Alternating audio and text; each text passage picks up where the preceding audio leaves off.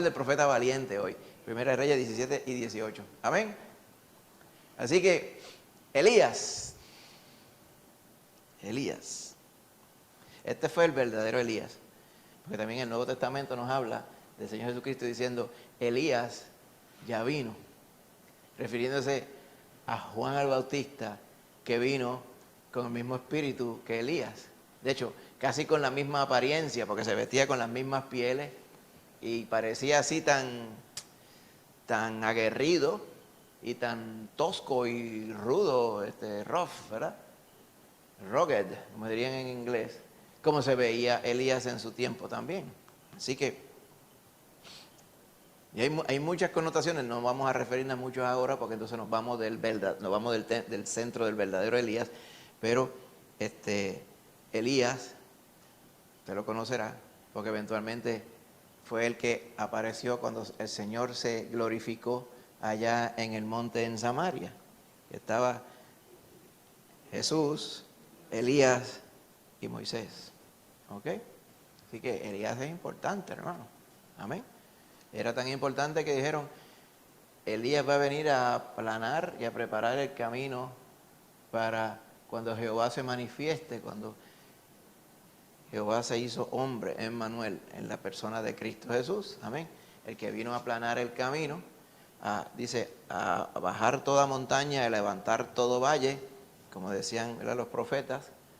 Se fue Juan el Bautista, que vino en el espíritu y el poder de Elías. Así que vamos a aprender de Elías en esta noche.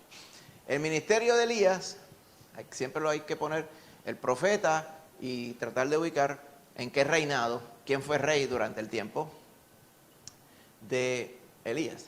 Pues Elías era el profeta básicamente durante el reinado de Acab. Acab, quizás usted no lo recuerda tanto, a menos que mencionemos la esposita de Acab, que se llamaba Jezabel.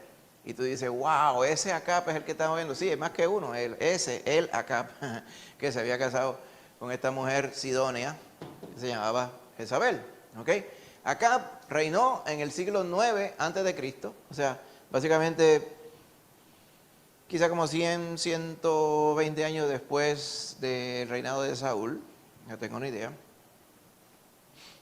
Y fue el peor rey de Israel en muchos sentidos. Recuerda que aquí estamos hablando de Israel en el sentido del reino del norte. Ya para ese tiempo el reino se había dividido. Estaba Saúl, David, Salomón, era un solo reino colectivo, se le llama Israel.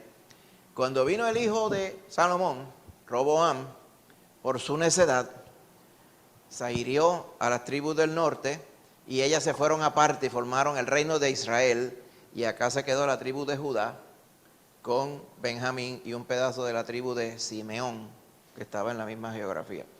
Cuando ahora aquí decimos Israel, se refiere al reino del norte. El reino del norte no tuvo ningún rey bueno, todos eran impíos. En el reino del sur, Judá, la mayoría fueron reyes con temor de Jehová. Amén. Digo la mayoría porque no todos fueron, pero por lo general así. Así que este fue de los malos el peor, vamos a decirlo así, porque los reyes de Israel no se sacaba ninguno, entonces este fue el que definió, ¿verdad?, las cosas. Se casó con una mujer extranjera, se llamaba Jezabel.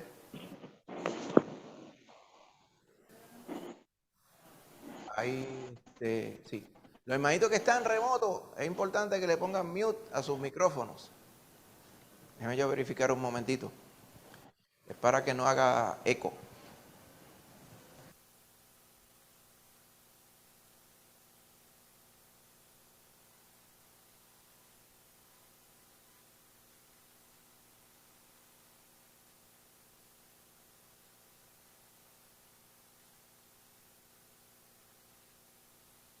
Muchas gracias a todos los hermanitos.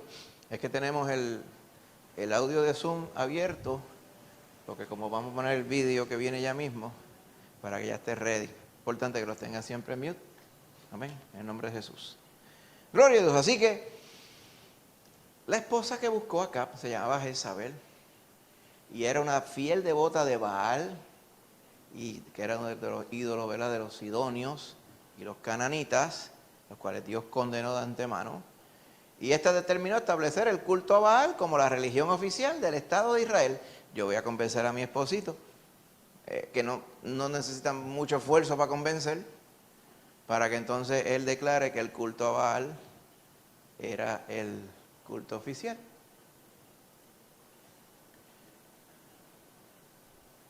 ¿Ok? Poco a poco los israelitas entonces empezaron a mezclar cada vez más el culto a Baal con la adoración a Jehová. O sea, ellos no dejaron, lo voy a decir literalmente, pero usted me dice, pastor, pero usted no puede decir que alguien adora a un ídolo y adora a Jehová a la misma vez, porque no es adoración a Jehová. Está bien, eso es cierto, pero ellos pretendieron tener el sistema que allá estaba el altar de Jehová, aquí estaba el altar de Baal, allí estaba el altar de la esposa de Baal, de Astoret, allá estaba el altar de Moloch, allá estaba el altar de Quemos, y todos esos ídolos abominables, ¿ok? De Dagón, que era el de los, ¿cómo se llaman ellos? Los filisteos, todo eso. Entonces, a cada santo una vela. De todo ese panteón, ¿qué es lo que quiere decir cuando dice panteón? Es la gama de dioses. De todo ese panteón de dioses, Jezabel dijo, Baal es el que es. Y Acab se le dio por bueno. ¿Ok? Los profetas de Dios se vieron forzados a esconderse cuando Jezabel los comenzó a asesinar. Pero entonces eran profetas de Dios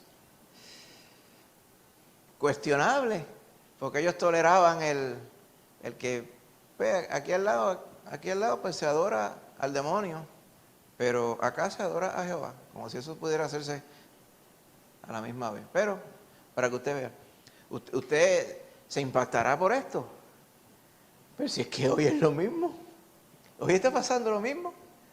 Por la misma boca dice, gracias papito Dios, por acá, ¡buah! Están diciendo un montón de cosas que son abominables a Él. Y las personas típicamente en realidad no creen en el Señor. El que cree en el Señor es el que le ha considerado y ha creído en Él como Dios y Salvador. Y el Señor le ha regenerado y es nueva criatura. ¿Cuántos son así? Muy pocos. Muy pocos. Por lo tanto, hoy día hay personas que adoran a los políticos, hay personas que adoran a los chavos, hay personas que adoran a los trabajos. ¿Sabes que hay gente que se endiosa con los trabajos? Hay personas que se endiosan con los carros, se endiosan con los hijos, se endiosan con la esposa, con el esposo, con todos lados. ¿Me entiendes? Hay otros que van más abiertamente, entonces son avaros por una cosa que mete miedo. Y hay otros pues que piensan adorar al Señor, pero a la misma vez prenden vela a las 7 potencias, aquí, son palomayombe o yorubas o todas esas cosas, y adoran los orishas y todas esas pichonerías que hay por ahí. ¿Me entiendes? Hay otros que en realidad adoran a la creación en lugar de adorar al Creador. Todo eso, ¿ok? Disfrazado por aquí. Hay otros que adoran la comida y las dietas. Entonces dicen que no, pero es una religión también. Adoran a la santa comida. Está bien. Allá en México adoran la muerte. Tienen una deidad que se llama la Santa Muerte. Sí, las Catrinas, sí. La Santa Muerte. Y hay gente que se va de pecho con la Santa Muerte esa. No sé por qué la muerte puede ser santa, pero ellos dicen eso. Todas esas cosas están por ahí regadas por todas las cosas. Desde vaya a Asia y aquello. Y eso es un relajo, te mete la cara y cuánto pichón hay. Pues eso está hoy. Pero a la misma vez que tienen los pichones, pues tienen como que también, ¿verdad? Para cubrir todas las bases. Lo que quería hacer Israel era esta mezcolanza, ¿okay? Esta apostasía. En ese contexto caótico, que no hay otra palabra que lo describa, Elías desafió al rey y al pueblo a decidir de una vez por todas a quién servirían, si al Señor o a Baal. ¿A quién le parece a usted hizo eso en una ocasión en la historia bíblica también?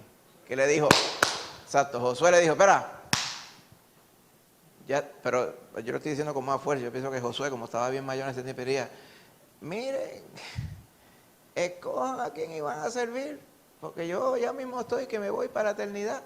Si van a servir a Jehová o van a servir a los dioses que sirvieron vuestros padres al otro lado del río. Eso quiere decir mucho. Quiere decir que cuando el pueblo venía de Egipto para acá, iban llegando, no habían cruzado el Jordán de aquel lado para acá, y ellos venían adorando pichones. El Señor se pasa de bueno, que tiene misericordia con ellos. Elías hizo este reto real en su susodicho llamado Monte Carmelo, el Monte Carmel, ¿verdad? En inglés, que marca el momento decisivo en que la lealtad a Yahvé o a Jehová y la lealtad a Baal se enfrentaron. Vamos a ver si es verdad. Vamos a ver quién es el verdadero Dios. Ese fue el reto que le puso Elías a este señor, acá. Ahí lo vemos, ¿verdad? En la confrontación. Así que lo que vamos a ver en Elías es un hombre que tomó una posición valiente por el Señor. ¿Te ha conocido gente que son como que, si me tiro o no me tiro? Entonces, ¿tú sabes qué gente son que cambian de posición según le convenga? Esa es la definición de un político, ¿verdad? Dice, deja ver por dónde me tiro, porque no puedo enajenar a este grupo, pero tampoco puedo enajenar a este, no puedo enajenar a aquel. Entonces algunos quieren agradar, por ejemplo, a la facción religiosa, o sea, a los cristianos, o los que se llaman cristianos, o tienen valores cristianos. Pero a la misma vez quieren apoyar a los que tienen valores LGBT y todas esas pocas vergüenzas. Entonces, por un lado la boca dice una cosa, por otra dice otra. ¿Okay? Ese tipo de dualidad o, ¿verdad? Ambigüedad es la que rechazó Elías. Nosotros como creyentes tomamos una decisión a rajatabla, que es que el Señor Jesucristo es el que es. Y lo creemos de corazón y nuestra vida lo evidencia. Por lo tanto, si alguien viene y dice con la guachafita, como dicen que no, que es que lo que pasa, que es que uno no puede ser tan exagerado y tan fanático, pero uno dice, ¿cómo no? ¿Cómo no va a ser exagerado y fanático? Claro que sí. Porque ¿por qué yo no sería fanático con la única opción de vida y de salvación que hay en el mundo? Claro que sí. ¿Cómo yo voy a decir ahora, pues señor, es que yo quiero caerle bien a fulano allí? Cayéndole bien a fulano, estás negando al Señor y entonces estás dejando de representarle como es. ¿Okay? Nada erróneo con ser exagerado para el Señor. Uno nunca puede ser suficiente exagerado para el Señor. Te va a ver a Elías también. ¿Amén? Así que va a ver cómo el Señor apoya a Elías. Y es un ejemplo para nosotros. Yo le llamo postura audaz. Una audacia, ¿verdad? O sea que los policías cuando agarran a uno haciendo lo que ellos llaman una negligencia temeraria en la carretera, por ejemplo, iba leyendo celular, se metió contra el tránsito, se comió la luz y después se fue por el paseo. Eso es una negligencia temeraria, ¿verdad? Pues tenemos que ser temerarios para el Señor, pero no de esa cosa, no negligentes, sino temerarios, audaces para el Señor, ¿verdad? O sea, atrevidos, como fue Elías, ¿ok? Y hablando de posiciones audaces, ¿cuándo tú has considerado lo que llamamos una posición audaz o una postura audaz? ¿Algún ejemplo que puedas dar?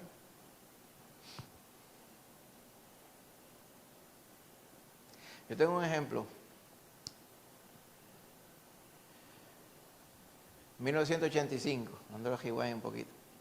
Todos ustedes, no miren así, que todos ustedes estaban en este lado del charco para ese tiempo también. Un poquito menor que yo algunos.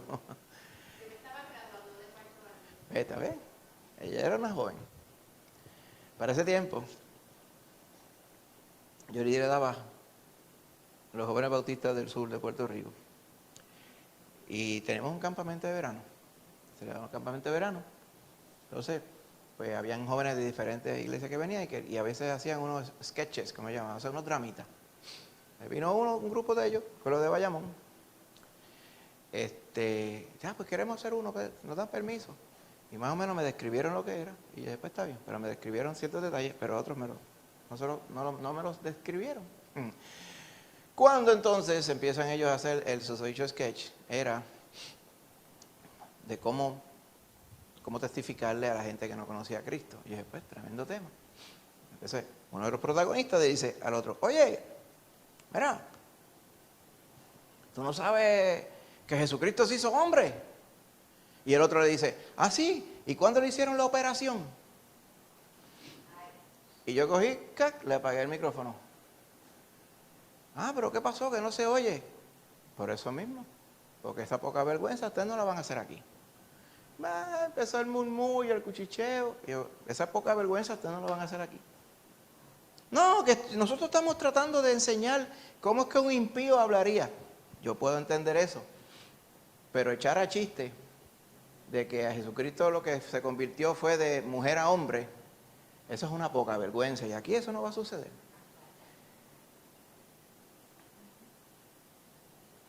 Y se enojaron. Se enojaron. Después, me acuerdo que eso fue en el mismo medio del campamento, en el miércoles. Y después hubo que ver las caras largas de los cristianos que estaban enojados con el que le dijo que eso no estaba bien. ¿En qué cosa? Ahí entonces yo empecé a entender cómo es el cristianismo de muchos, que no son más que una fiebre, ¿verdad? Un follón. Perdonando, yo sé que follón quiere decir otras cosas en algunos otros contextos, pero de donde yo vengo, acá del oeste, quiere decir como que un fad, ¿verdad? Una fiebre que me dio. Ay, yo tengo una fiebre cristiana, una cosa que no se me quita. Esto no es una fiebre lo que nosotros tenemos, esto es una convicción profunda. ¿Bajo qué circunstancias yo daría a entender, así sea un drama, que el Señor le hicieron un cambio de sexo? Eso es una poca vergüenza, es una blasfemia. Y hay que ser así, hermano. Yo le garantizo que usted cada día va a tener menos adeptos, menos, el fan club suyo va a bajar en cantidad. Pero el fan club de este mundo no lo necesitamos. Tenemos que agradar al Señor. Amén. Así que hay que ser audaces y en muchas ocasiones caer mal por el Señor. Exactamente. En una ocasión allá en HP hace mucho tiempo, estaban anunciando un cambio de plan médico. No, que ese plan médico va a tener la misma cobertura que cambiando de proveedor, que está antes, lo que siempre dicen. Tal cosa, tal cosa, tal cosa. ¿Tienen alguna duda? Decía la persona que estaba enfrente. Y sale un charlatán de estos, de acá y dice, mira, ahí estaban hablando de los que son esposos y esposas. Yo puedo entender eso, ¿verdad? Que la cobertura, ¿verdad? El plan familiar pues cubre ya. Pero si yo y si la pareja mía es un macho, dice. ¿Cómo se llama eso? Eso se llama una abominación, se llama. Eso es una abominación y es una poca vergüenza. Todo el mundo se quedó callado. No hicieron más preguntas ni contestaron la pregunta tampoco. Todo el mundo siguió para adelante. Pero, está bien. Vienen con esa cosa, o sea, lo echan a chiste. Las cosas que son abominación las quieren glorificar. Entonces después la gente se pregunta que por qué las cosas están malas. Cuando la verdad es que ellos usan ese tipo de argumento para vacilar. ¿Okay? Así que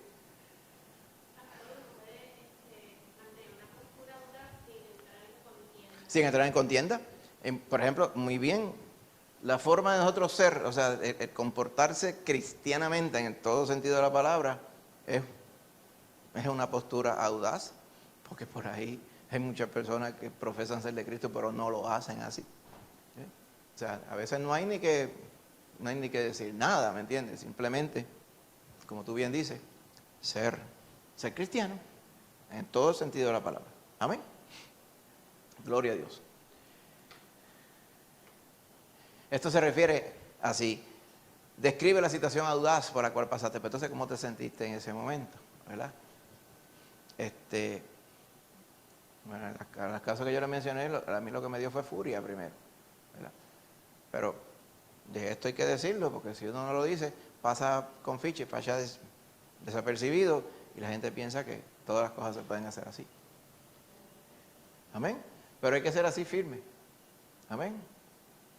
Hoy mismo en el trabajo acá, sale uno, oye, así, la gente los muchachos se saludan así hoy, hay muchos muchachos acá. Oye, hijo, amigo, se saludan así. Entonces cuando lo dijo así y vio que yo estaba al lado, dijo, ay, perdón.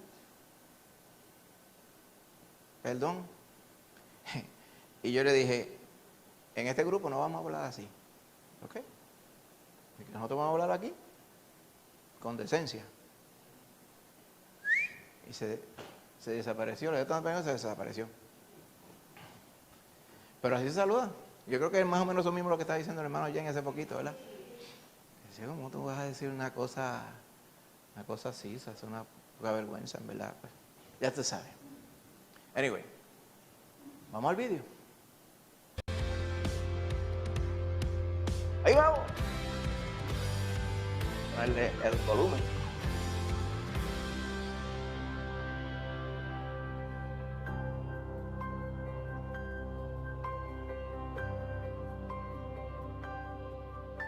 Elías, el profeta cuyo nombre significa Jehová es mi Dios, el profeta que estuvo en el centro de uno de los espectáculos más grandes en la Biblia, una competencia entre Dios y el llamado Dios Baal, el profeta con una de las salidas más extraordinarias de un siervo de Dios.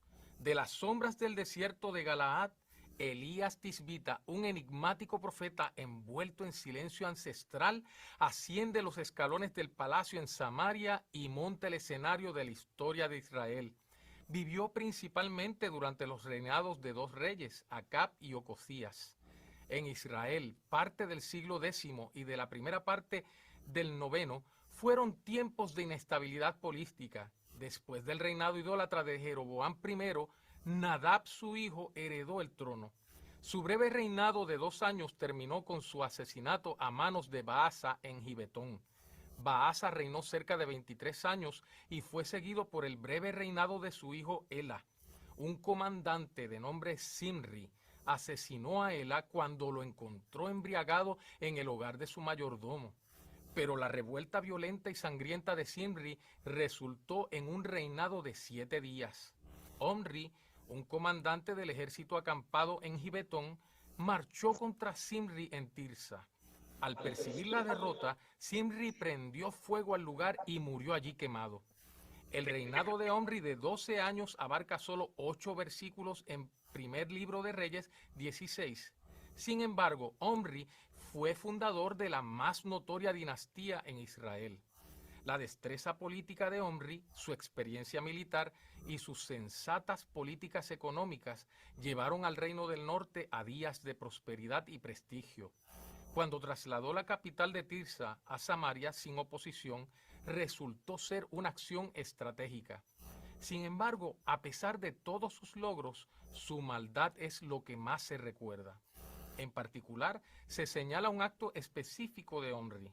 En cuanto a relaciones exteriores, hizo un pacto con Fenicia que tuvo un efecto siniestro sobre Israel. El tratado económico se selló mediante el matrimonio de su hijo Acab con Jezabel, la hija de Edbaal, rey de los Sidonios. Junto con Jezabel vino un séquito de profetas de Baal. Después de la muerte de Omri, Acab erigió un altar a Baal en el templo que construyó para dicho dios en Samaria. Durante años, el pueblo de Israel había tratado de dividir su adoración entre Dios y el Baal cananeo. Esto, sin embargo, fue una diferente versión de baalismo llamado baalismo tirio. Jezabel y Acab practicaron a conciencia su religión y buscaron reemplazar con ella la adoración a Jehová. Al aumentar el número de profetas, ella asesinó a quienes eran leales a Jehová. Sus esfuerzos por arrancar la fe del pacto de Israel estuvieron muy cerca de tener éxito. El comentario al reinado de Acab revela la oscuridad de esos días. El primer libro de Reyes 16:33 dice: hizo Acab más que todos los reyes de Israel que reinaron antes que él, para provocar la ira de Jehová, Dios de Israel. En esta trágica escena de apostasía llega Elías. Aunque Elías es llamado Tisbita, 6 veces en la Biblia la ubicación exacta de Tisbe se desconoce. Si se ubica en la región de Galaad como se cree, entonces Elías no creció en la adoración corrupta y pomposa vida de la ciudad. Por lo tanto, Elías se atrincheró en la fuerte tradición del pacto. Según el segundo libro de Reyes 1:8, la apariencia física del profeta era de un varón que tenía vestido de pelo y ceñía sus hombros con un cinturón de cuero. Aunque no se dice en la Biblia, la convicción era que la palabra del Señor ya había venido a Elías antes de llegar al palacio de Acab. Tal movimiento por parte de la dirección divina era remota e incluso peligrosa. Que este profeta poco convencional lograra una audiencia con el rey seguramente solo se puede explicar como un acto del Dios soberano. Desde aquí, frases como "vino palabra del Señor" ocurren varias veces, como introducción a momentos claves en la vida del profeta. La palabra del Señor que vino a Elías comprobó que su corazón no se había desviado. Descrito como un hombre de oración que sin duda se dolía por la maldad espiritual de sus días, Elías salió a confrontar a quienes rompieron el pacto. Cuando Elías anunció ante Acab que no habría lluvia ni rocío, no solo predijo una severa sequía, sino que lanzó el guante a los pies de Baal. El Dios que promocionaba la fertilidad recibió un desafío directo. Si los cielos permanecían cerrados, como había dicho el profeta, Elías sería autenticado y el poder de Dios confirmado.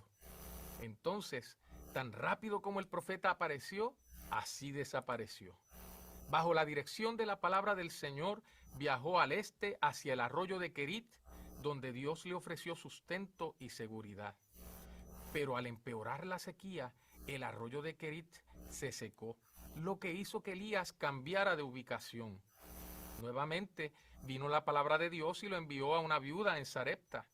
Sus extremas circunstancias nos dan un vistazo al efecto de la sequía en los ciudadanos comunes y corrientes y muestra que una fortaleza principal de Baal no estuvo exenta de la deshidratación de la tierra. La seguridad de Elías en Sarepta fue una declaración osada de la protección de Dios. Sarepta se ubicaba entre Tiro y Sidón, lugares que Jezabel visitaba con frecuencia. Dios escondió al profeta en el corazón del baalismo tirio, bajo la nariz de su devota reina. El significado de la palabra Sarepta es fundir o refinar. Esto es evidencia en la obra de Dios en y sobre su siervo durante el tiempo que estuvo aquí. Al parecer, Elías se quedó con la viuda hasta que Dios lo dirigió a reaparecer ante Acab. El tiempo para el espectáculo en el Carmelo entre Elías y los profetas de Baal y Asera, y más bien entre Jehová y Baal, había llegado. Se lanzó la convocatoria a la competencia. Se acordó que el Dios que respondiera con fuego era el verdadero Dios. En medio de las burlas de Elías, el séquito de Jezabel clamó a Baal desde la mañana hasta la hora del sacrificio de la tarde. Sus esfuerzos fueron en vano. Entonces Elías reunió al pueblo e instruyó que repararan el altar y que mojaran la madera y la ofrenda sustancialmente. El empapado sacrificio no fue un impedimento al poder de Dios. Su fuego cayó del cielo y quemó el sacrificio, la madera, las piedras y la tierra, además de lamer el agua en la zanja.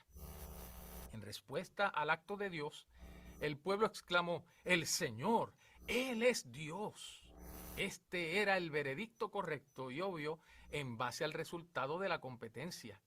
Por lo tanto, por órdenes de Elías, el pueblo tomó a los profetas de Baal y los mataron en el arroyo de Sisón. La lluvia prometida por Elías cayó. El Dios de Oreb, o mejor Jehová, podía trabajar con su pueblo.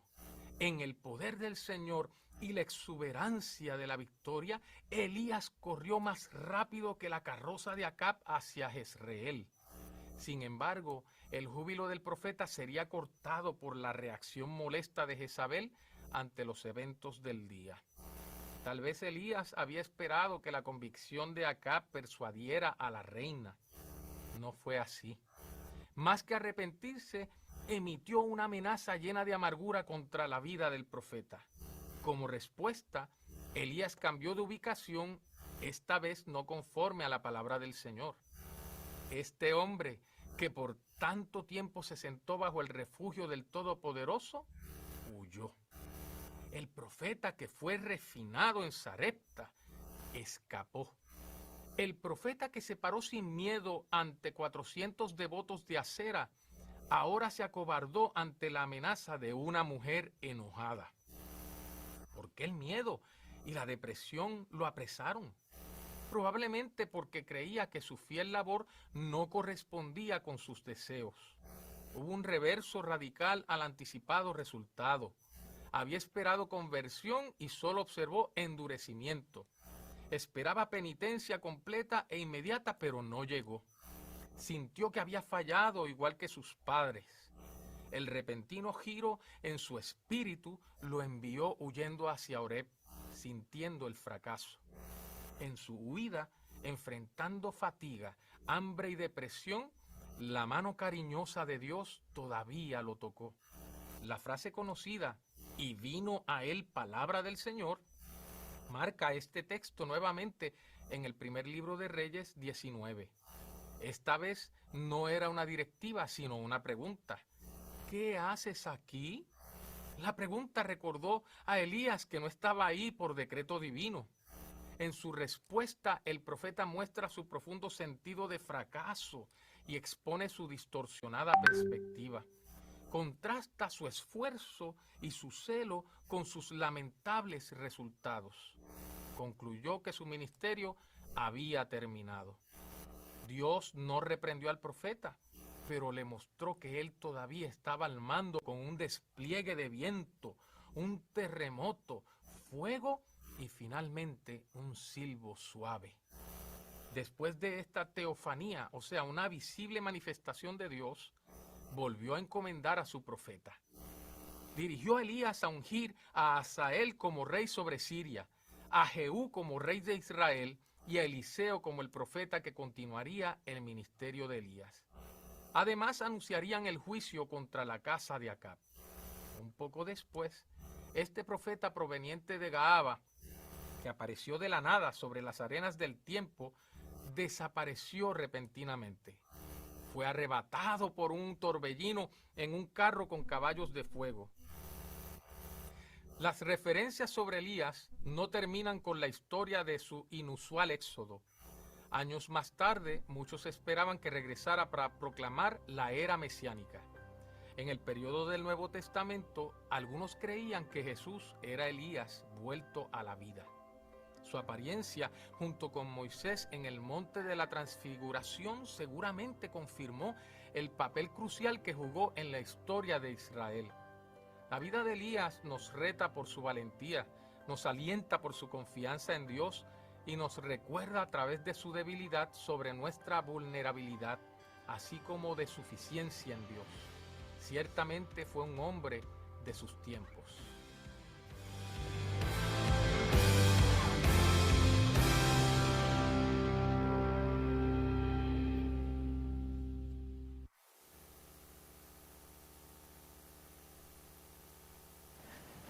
Muy bueno, gloria a Dios.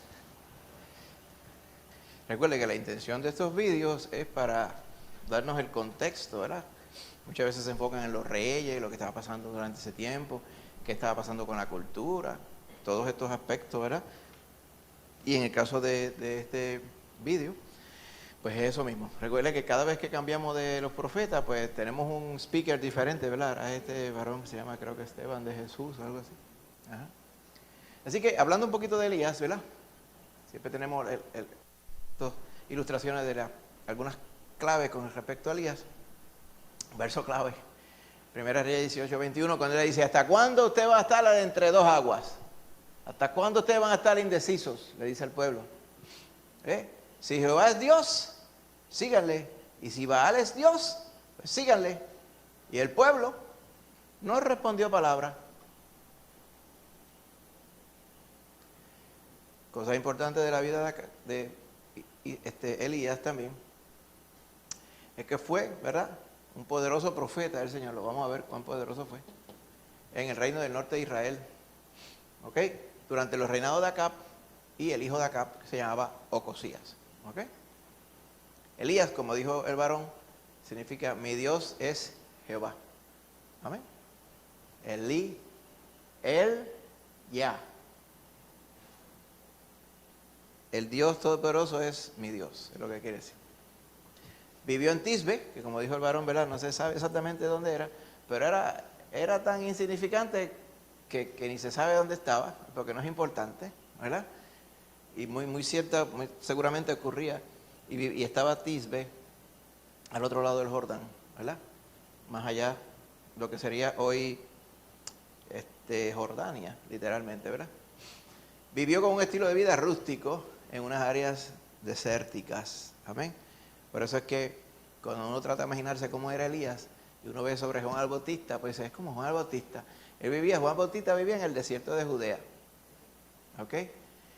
El área de Tisbe, donde ciertamente estaba Tisbe, era bien parecida la topografía, al área donde bautizaba Juan el Bautista, que vivía en el desierto de Judea. El desierto de Judea no era un desierto que usted dice, en un desierto como el del Sahara, pero no es ese tipo de desierto.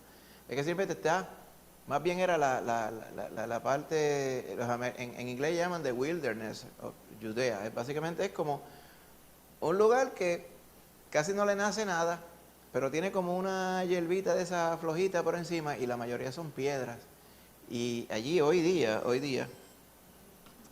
los que viven son estos que son nómadas, beduinos, eso mismo, los beduinos.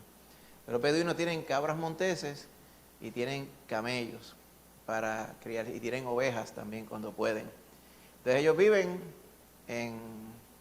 pues, bien movible. Ellos tienen, por ejemplo, una casita, le ponen un par de cantos de zinc así para allá, o tienen una tienda de tela, o si hay un hueco debajo de una roca, pues allí. Y allí viven todos ellos lo más...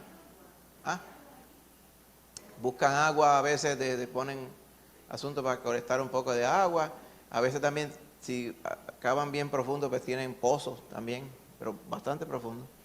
Así que esos beduinos viven en esas áreas, en ese desierto de Judea. Y también vivía Juan el Bautista, y también vivía Elías, por lo que estamos viendo aquí. ¿Ok? Así que, otra parte importante es que Elías no murió, sino que fue llevado directamente a la presencia de Jehová. Sí. Sí, Moisés, según dice la palabra, ¿verdad?, de Deuteronomio, Moisés murió delante de Jehová, solo, él y el Señor arriba en un monte, pero el Señor se llevó el cuerpo y lo escondió.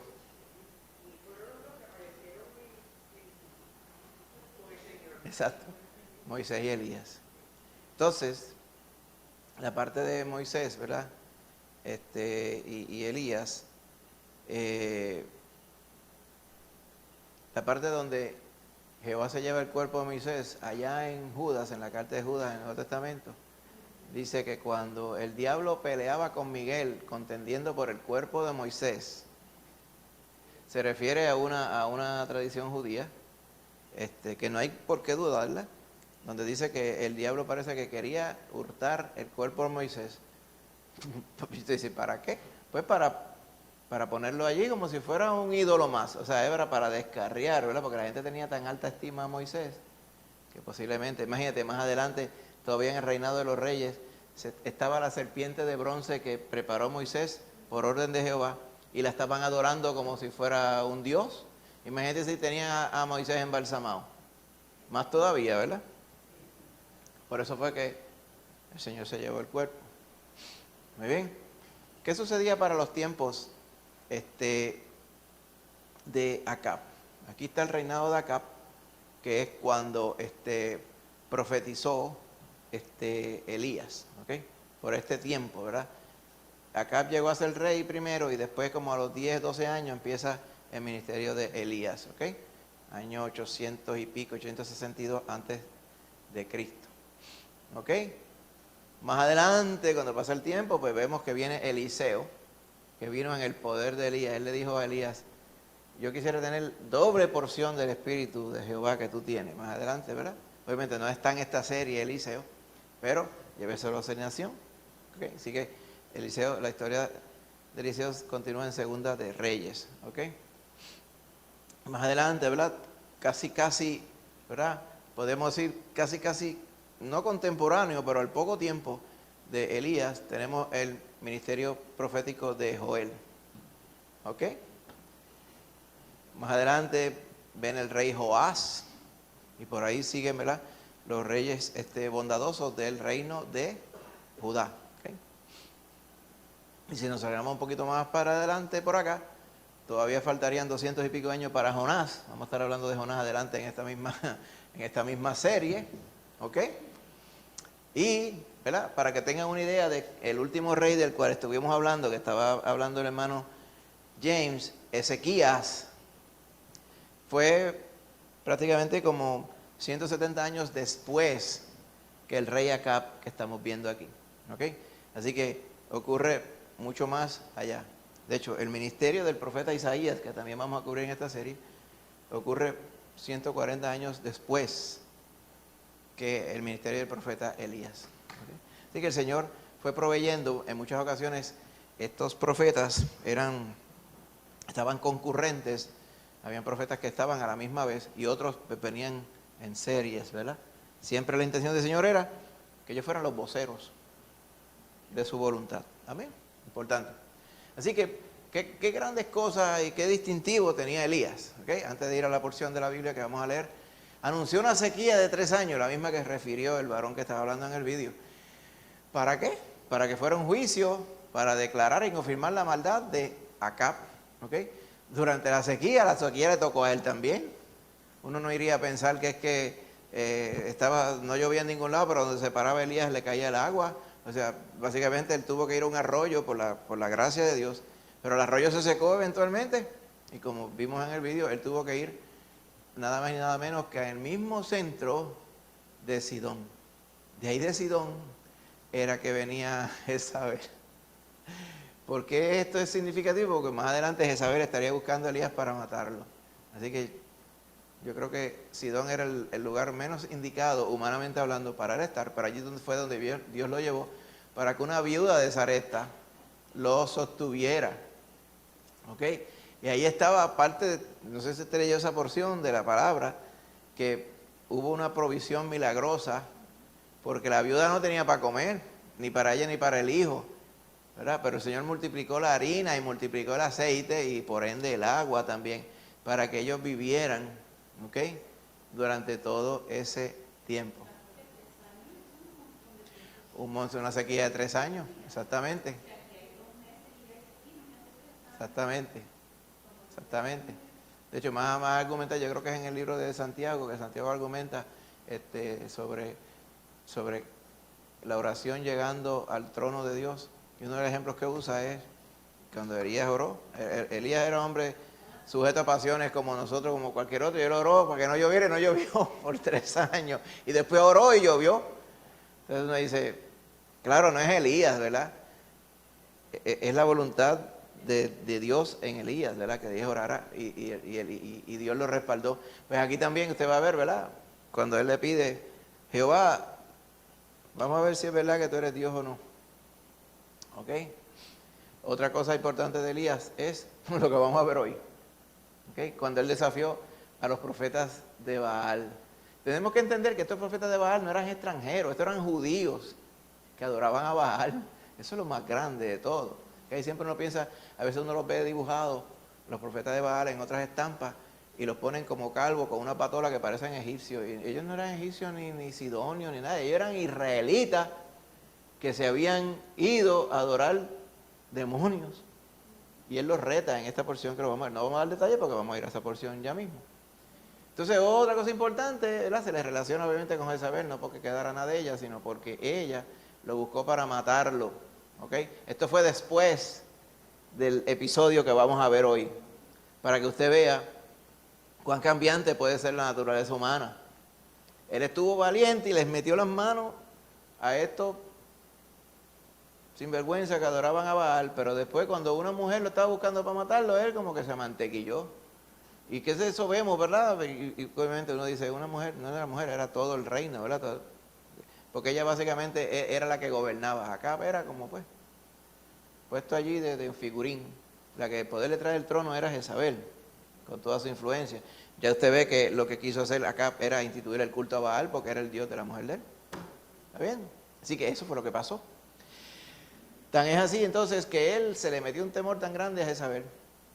Y ahí fue que se fue al monte Oreb y se metió en una cueva. Ahí fue que tuvo el encuentro con Jehová. Dice, ¿qué haces aquí, Elías? Y dice que pasaba un viento y se llevaba enredado los montes y sacaba las piedras volando. Dice, es que yo he sentido un vivo celo por Jehová de los ejércitos, pero ahora mismo no ha quedado ninguno de los profetas y solamente me buscan a mí. Yo soy el único que doy, me buscan para quitarme la vida. Y viene un fuego y quemaba los montes. Y decía, ¿otra vez qué haces aquí, Elías? Como quien dice, ¿es ahí que debes estar? Y dice que al final la cuarta manifestación fue un silbo apacible, delicado. Y entonces como la visión de esto, ¿verdad? La impresión de esto es que el Señor tiene el poder evidente en todas las cosas estas catastróficas, pero también el Señor se manifiesta de forma tranquila. Y le habló al corazón y le dijo, sacúdete la bobera que tienes, porque ahora tú vas a ungir a este rey, hasta el rey de Siria, a este, y tú eventualmente vas a hacer, ¿verdad? Y a ungir a Eliseo como sucesor tuyo, ¿ok? Así que Dios confortó el corazón del profeta y le dijo, yo estoy contigo siempre. Así que Elías confrontó a Acab también en otro episodio que le llaman Acab y la viña de Nabot. Y Acab estaba enamorado de una talita, una finquita de uvas. Él como rey podía tener cualquier cosa, pero se ensañó con la viña de un señor que se llamaba Nabot. Y eventualmente le hizo una trampa diseñada por la esposa, que lo acusaron de blasfemia y todas esas cosas, mandaron a matar a Nabot, y Acab se quedó con la finca. Y Elías fue y le dijo, por esta maldad, tú y la reina, ¿ok?, morirán asesinados. Más adelante vendría uno de los paladines que Jehová escogió para arreglar cuenta con la gente, se llamaba Jehú. Y Jehú persiguió a un montón de estos sinvergüenzas y a Jezabel también. Y en la ciudad donde la acorraló, la gente traicionó a Jezabel, la empujaron por una ventana, cayó abajo, y allá abajo los perros se la comieron. Y los perros lamerán la sangre de Jezabel. Y así mismo pasó, para que usted vea cómo terminó esa gente. Otras dos cosas importantes de Eliseo. Después de Elías, después de ungir a Eliseo como su sucesor, Elías fue llevado al cielo en un torbellino. ¿Ok? Después aparece Elías en el Nuevo Testamento, ya vemos Mateo 17, cuando el Señor se glorifica delante de Jacobo, Pedro y Juan. Quienes están a su lado eran Elías y Moisés. Y Pedro estaba tan encantado que dijo, vamos a quedarnos aquí. Señor, vamos a hacer una casita, ¿verdad? Una casita para ti, otra casita para Elías, una casita para Moisés, y nosotros nos quedamos aquí. Eso fue después, pero en ese momento estaba allí el Señor transfigurado, quiere decir que lo vieron con el rostro, parece, en toda su gloria, o sea, no como una figura humana, sino como con el poder de Él. Y a su lado estaban estas dos figuras, que obviamente el mismo Espíritu les confirmó. Y ¿cómo ellos van a saber que este era Elías, que era la Moisés? Porque no hay retrato como hoy día, ¿verdad? ¿Cómo sabían? Porque el Espíritu Santo mismo se lo confirmaba. Eso, estaba tan bendecida esa escena que ellos quisieron quedarse allí. Así que por eso que hay personas que dicen, bueno, Apocalipsis capítulo 11, cuando habla de los dos testigos que van a venir a testificar la palabra de Dios allá en Jerusalén, y los van a intentar matar y no los pueden matar, y todo ello. Hay gente que dice, pues esos dos testigos, pues Moisés y Elías. Moisés representando la ley y Elías representando a los profetas. Oye, puede ser que sea así, pero no se nos dice nombre porque, pues, no es relevante. Hay otros que dicen, bueno, la realidad es que los dos que no murieron literalmente en la Biblia es Enoc, capítulo 5, de Génesis, y Elías. ¿Okay? Pero no sé si será así. Puede ser que no sea ninguno de esos tres. ¿Okay? Y el Señor tenga otro, ¿verdad? Anyway, allá vamos. Pues vamos a ver el texto. Vamos a ir a la primera de Reyes. ¿Ok? Elías soportó la presión a fin de no poner en riesgo sus convicciones personales. ¿Cuál era la presión que sentía Elías? Puede caer bien. Elías adoraba a Jehová, el Dios verdadero, los otros no. ¿Cuál era la presión de grupo? Para estar en grupo, ¿qué había que hacer? O hacerse de la vista larga. Describe algún momento en que te sentiste presionado a conformarte para encajar. Como dirían los americanos, to fit in. ¿Verdad?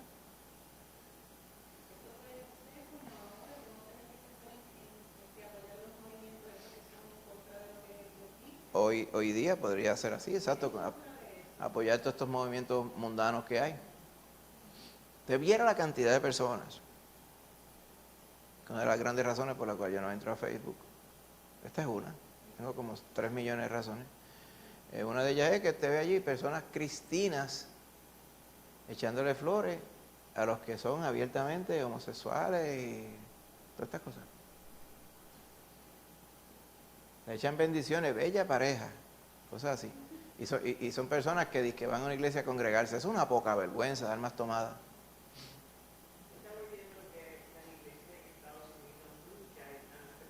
Claro.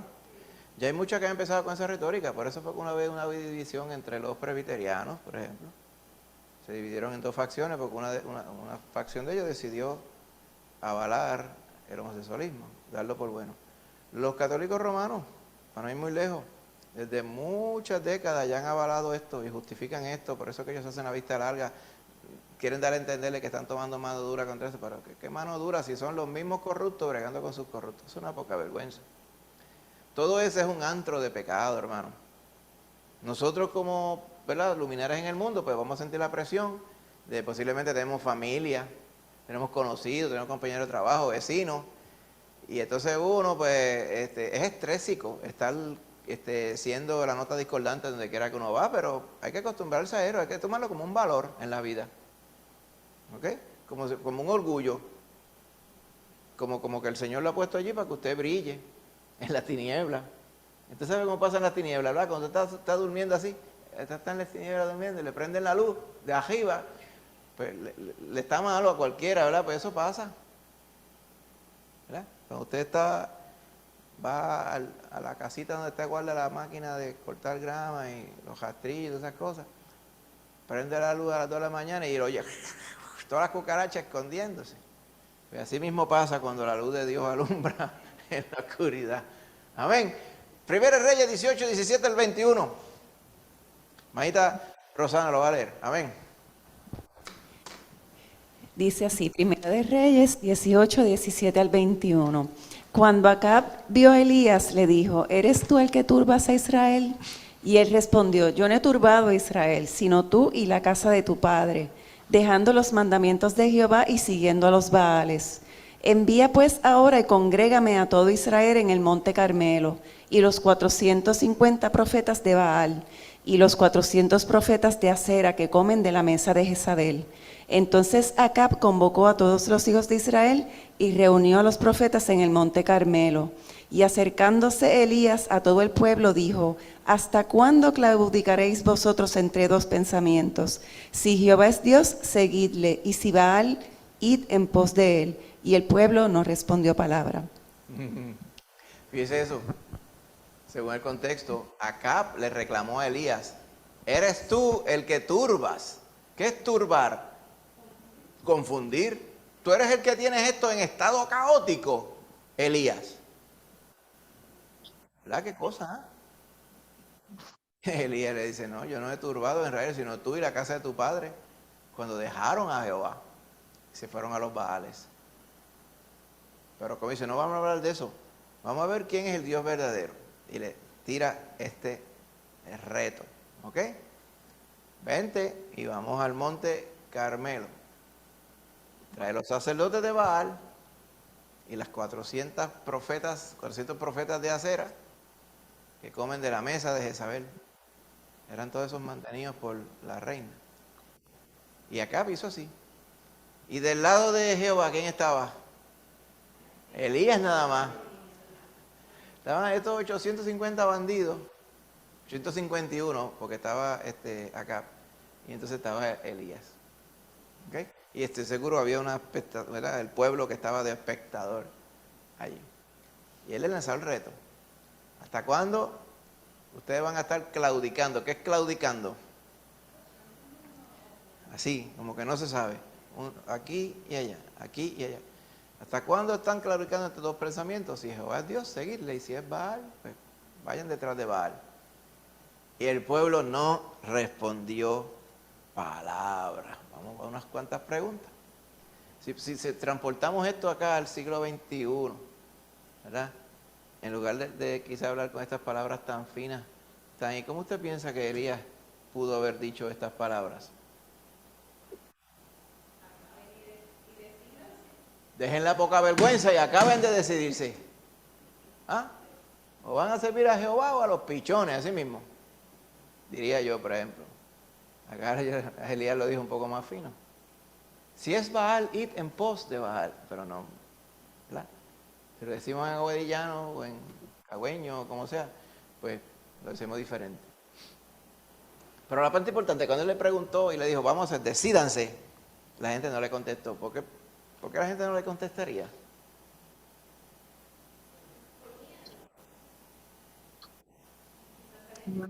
Por miedo, por duda. Ellos mismos no estaban seguros. Yo pienso que quizás por las dos cosas, en el punto de vista de la duda, me inclino más porque así pasa con muchas personas. O sea, hoy en día, pues, fíjate que ¿qué era lo más fácil en aquellos momentos? Ser de Baal.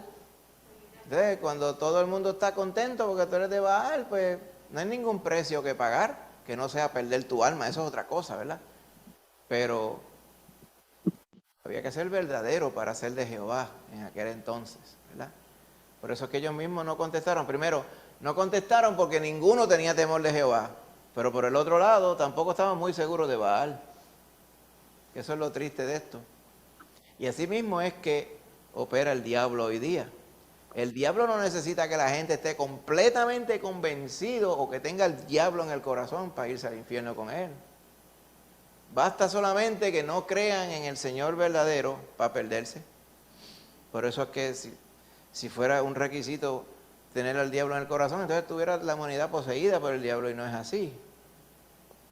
Basta solamente estar engañada por el diablo. Y este grupote de 800 y pico de personas, más toda la gente que estaba allí, de espectadores, los noveleros, ninguno tenía temor de Dios. Por eso era que el mismo Elías decía, el único soy yo. Usted va más adelante que le dice, hay un montón de varones que no besaron a Baal. Como quien dice, tú pensabas que tú eras el único, pero tú no eres el único. Ahora, la gran pregunta, ¿por qué no estaban allí? Pues no sé, estaban en otro lugar, ¿verdad? Elías convocó a estos acá y convocó solamente a los de Baal, no convocó a nadie más. ¿Ok? Así que los retó. Vamos a leer los otros versos, del 22 al 24. Primera Reyes 18, hermanita Rebeca.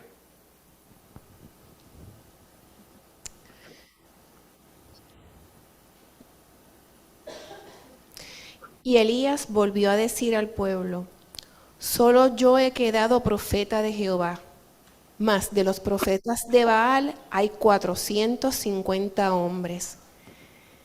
Dénsenos pues 2 bueyes, y escojan ellos uno, y córtenlo en pedazos, y pónganlo sobre leña, pero no pongan fuego debajo. Y yo prepararé el otro buey, y lo pondré sobre leña, y ningún fuego pondré debajo. Invocad luego vosotros el nombre de vuestros dioses, y yo invocaré el nombre de Jehová.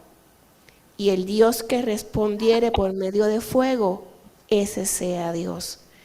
Y todo el pueblo respondió diciendo, bien dicho. Te dirá, ¿y cómo el pueblo podía ser buen juez para esas cosas? Pero dijeron, muy bien dicho. Y ahí es que yo digo que por eso es que la pregunta anterior, porque ellos no le contestaron, es porque, oye, ¿verdad? Qué buena pregunta esta, ¿cuál es el verdadero Dios? Estaban todos perdidos, pero todavía tenían dudas de quién era el verdadero Dios. Por eso era que estaban perdidos, pero tampoco era que estaban seguros del ídolo tampoco. Así es la inmensa mayoría de la gente hoy. Por eso dijeron, bien dicho. Alguien tenía que ponerse a tomar decisiones aquí, alguien tenía que ponerse a decir y a probar las cosas, a ver si es verdad. Yo creo que el corazón de ellos estaba pendiente, vamos a ver qué pasa entonces. En ese show off, ¿verdad? Que estaba sucediendo allí. ¿Ok? Así que, ¿qué esperaba lograr Elías con aquel gran enfrentamiento con los profetas de Baal? Claro, que Dios se manifestara. Ahí va viendo el aspecto de la fe de Elías y su convicción. Y obviamente porque Jehová le había convencido que eso era lo que se iba a hacer. Porque Jehová no tenía que contestar necesariamente la oración de Elías. Él podía simplemente no contestarle. Eso no quería decir que él no era Dios. ¿Está viendo? O sea, cuando uno ora por que el Señor, si quiere puede sanar a tal persona. Si el Señor no sana, no es porque él no es Dios, no tenga el poder, es porque no era su voluntad en ese momento. Pero aquí es evidente que Jehová le había inculcado, ¿verdad?, por su Espíritu Santo a Elías para que él se moviera de esta forma. Eso nos ilustra también la forma que nosotros nos tenemos que mover en el nombre del Señor.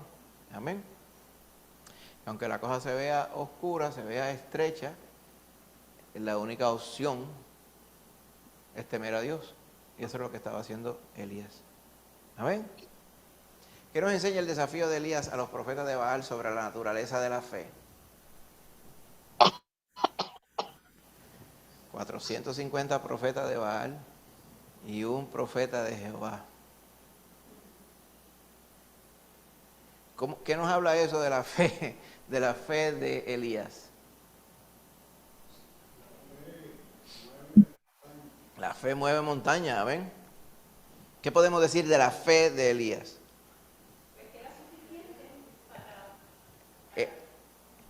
Era suficiente para estar completamente seguro, amén, de que lo que iba a hacer era correcto y que Jehová se iba a manifestar. Claro, Jehová le dijo en el corazón, claro, al profeta Dios le hablaba con la intención de que el profeta hablara lo que Jehová le hablara. Claro. Y que todo esto que está diciendo el profeta no es por invención suya. Pudo haber sido por invención suya. ¿Y qué hubiera pasado en la historia?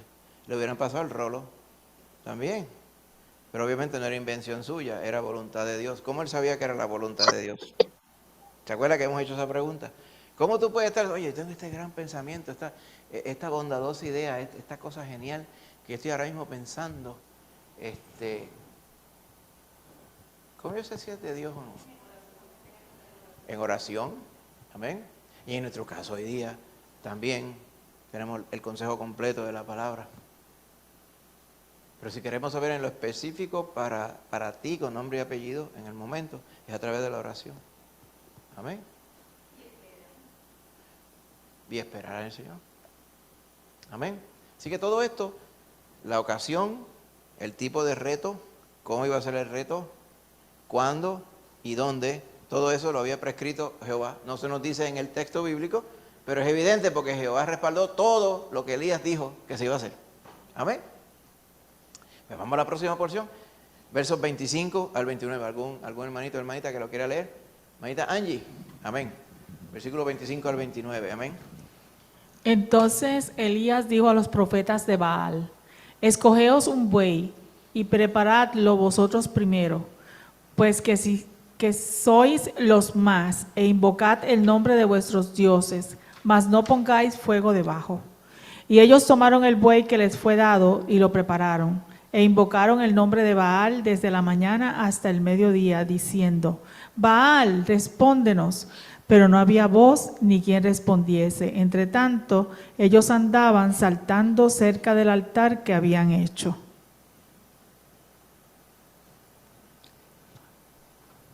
Espérate. Ahí.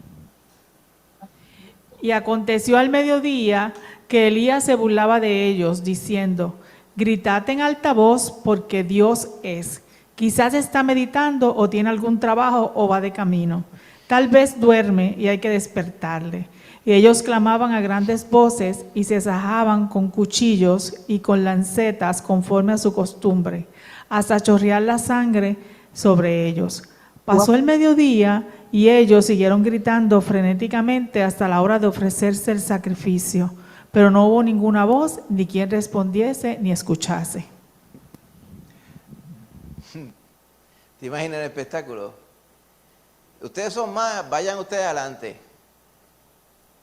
Preparen todo. Buscaron el buey, lo prepararon. Invoquen el nombre de los dioses de ustedes. No le pongan fuego debajo al holocausto, porque era un holocausto. O sea que los holocaustos eran quemados. El animal era partido en pedazos y se quemaba. Pues partan el animal, pónganlo allí, no le pongan fuego, porque el fuego lo va a proveer el verdadero Dios. Pues si es Baal, pues le van a echarse a ustedes para que vayan adelante y hagan lo que tengan que hacer para que Baal prenda fuego a su propia ofrenda, a su propio holocausto. Ellos tomaron el buey, lo prepararon, invocaron el nombre de Baal desde la mañana hasta el mediodía diciendo, Baal, respóndenos. Pero no había voz de Baal, ni quien respondiese. Entre tanto, dice, ellos estaban dando brincos, saltando cerca del altar, dando vueltas alrededor del altar, tratando de incitar a la acción a Baal. Al mediodía, Elías se empezó a burlar de ellos, ¿usted recuerda? Como lo dice el texto bíblico. Y decía, griten, griten más duro porque es Dios, o sea, está ocupado. O sea, a lo mejor está meditando, o está trabajando, o va de camino, o sabe qué, ya yo di en el clavo, está durmiendo. Y hay que despertarle. Y ellos clamaban y más duro, a grandes voces, le estaban haciendo caso a Elías. Y dice que se cortaban con cuchillos, sajados. ¿Sabe de qué viene? Cuando usted ha oído, aquel lo destasajaron. Allá, ¿usted se acuerda? ¿Sabe lo que es tasajo? Son los cantos de carne cortados. Dice, estaban, si fuera puertorriqueño dirían, se destasajaban, se estasajaban, todos ellos allí, frenéticamente. Se cortaban con lancetas, o sea, se pullaban, como que para con la sangre derramada incitar a Baal, que estaba allá arriba, y llegaron hasta la hora de ofrecerse el sacrificio, pero no hubo ninguna voz, ni quien respondiese ni escuchase. La hora del sacrificio era las 3 de la tarde. Cuando habla del sacrificio, no habla del sacrificio de Baal, sino la hora acostumbrada de ofrecerse el sacrificio. ¿Okay? Las 3 de la tarde. O sea, estuvieron por la mañana, toda la mañana, llegaron al mediodía, Elías empezó, ¿verdad?, a incitarlo, y llegaron a las 3 de la tarde y Baal no contestó. Un punto importante, ¿verdad?, que la hora del sacrificio, las 3, según los judíos, esa misma hora fue que murió el Señor Jesús, si te recuerdas, ¿verdad?, en el relato Sí, las tres. Lo colgaron en la hora 9 y en la hora 3 de la tarde.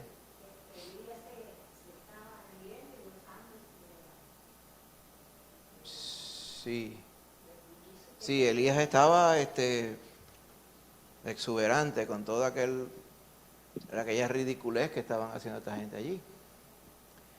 Pues llegaron las 3 de la tarde y no pasó nada. Esto puede tener muchas implicaciones, ¿verdad? No podemos decir que los demonios no son nada, porque la palabra es clara, ¿verdad?, que detrás de todas estas imágenes lo que Satanás pretende es que se adore a dioses falsos. Pero eso no quiere decir que ellos no sean reales y que no tengan poder. Ellos tienen poder también. Los demonios hacen milagros, los demonios engañan, los demonios mienten. Por eso que dice la palabra que Satanás se disfraza como ángel de luz para que la gente piense que lo es, cuando en realidad es todo lo contrario. Pero una parte importante que tenemos que ver aquí es la soberanía de Dios. Y una parte, ¿verdad?, que las personas que no conocen al Señor no entienden. Dios es soberano y es todopoderoso. Todo lo que sucede en este mundo es que Dios lo permite. No quiere decir que Dios lo condona, sino que lo permite. Por eso es que el diablo todavía está operando. Eso no quiere decir que Jehová esté de acuerdo con el diablo, ni que él esté en conspiración con el diablo para estas cosas. Lo que quiere decir es que él gobierna todas las cosas que pasan o no pasan. En ese momento, por más que el diablo hubiera querido responder para hacerse valer y decir, yo soy el que soy, o ¿cómo es que me llaman ahora? Baal, pues Baal es el que es, pues no fue posible porque el Señor había cerrado todo eso y los tenía maniatados. Y no será la última vez, habla la palabra del Señor allá en el Apocalipsis, que Él va a amarrar al diablo por 1000 años. para que no se manifieste, para probar el corazón de las personas durante el milenio. ¿Ok? Cuando pasan los 1000 años, va a ser soltado por un breve tiempo. Y enseguida, dice el Apocalipsis, lo soltaron y empezó a engañar a las naciones otra vez, pensando que se podían rebelar contra Jehová. Así que, por eso es que no hubo una contestación de parte de Baal, porque lo tenían amarrado. En todo caso ya, pero eso es trampa, porque entonces no dejaron que Baal se manifestara. Entonces, si Baal era tan poderoso, ¿por qué no amaniotó a Jehová? Visto desde otro punto de vista, o sea que no hay forma, hermano.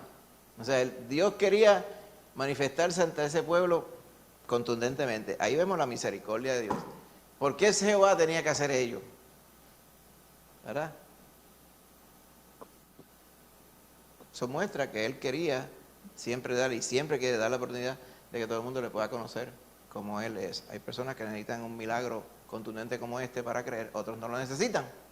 Pero, de todas formas, Él estaba haciendo lo que Él quería, su voluntad. Así que esos profetas de Baal quisieron para tratar de persuadir a su Dios que enviara fuego, ¿verdad? ¿Cómo vimos? No se atajo limpio estaban allí. Eso sería un espectáculo, la sangre corriendo así, los chispetazos de sangre para aquí y para allá. Eso sería una cosa, un relajo, un desorden.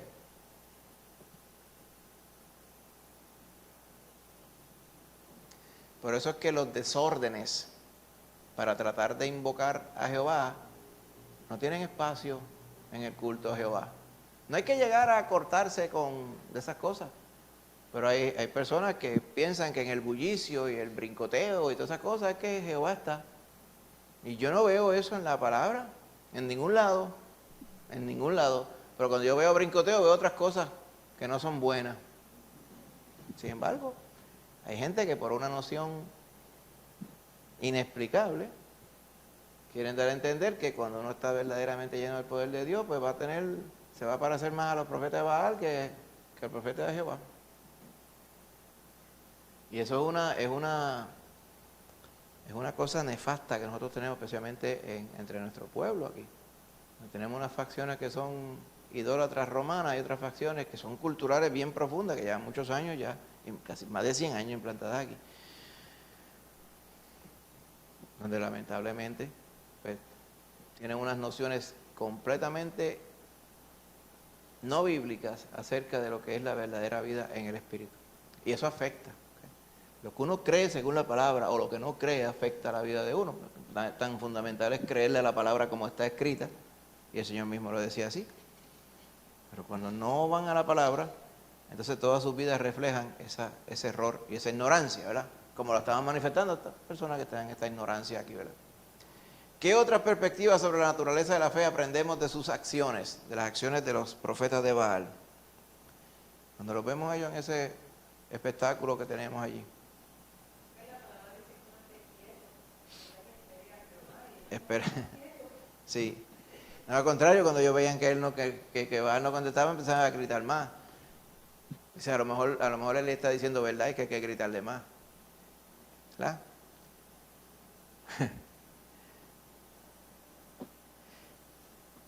Cuando uno cree en el Señor, uno ora y después uno está quieto, como dice, uno espera que el Señor conteste. Amén.